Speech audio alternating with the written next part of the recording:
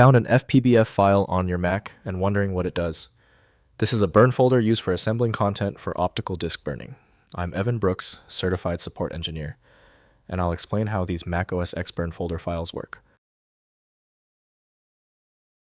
Consider this the advanced section.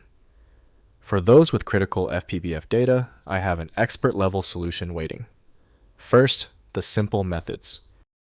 FPBF files are burn folder files used by macOS for assembling content destined for CD or DVD burning. They contain references to source files and folders to be burned to optical media without copying the actual data until burning occurs, enabling efficient organization and preparation of disk content prior to the burning process. macOS FPBF burn folders use a special folder format with FPBF extension storing aliases or references to source files rather than the actual file contents. The format follows Apple specifications integrating with Finder and disk burner applications for optical media creation workflows on Mac systems.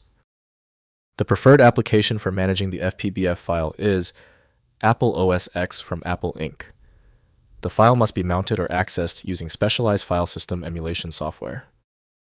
Windows hides them from standard browsing to protect core components. The initial action is crucial.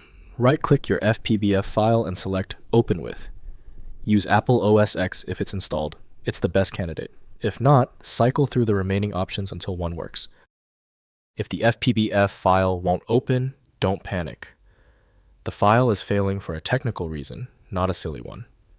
Before we apply the universal solution, let's review the most likely root causes of the error. First, opening in Finder.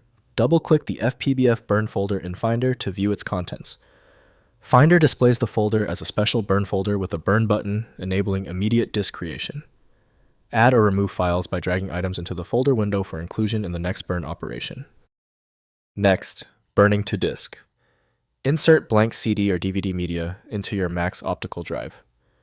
Click the burn button in the burn folder window, or select File then. Burn from the menu. Configure burn settings including disk name and burn speed, then proceed with burning to create the optical disk with selected content.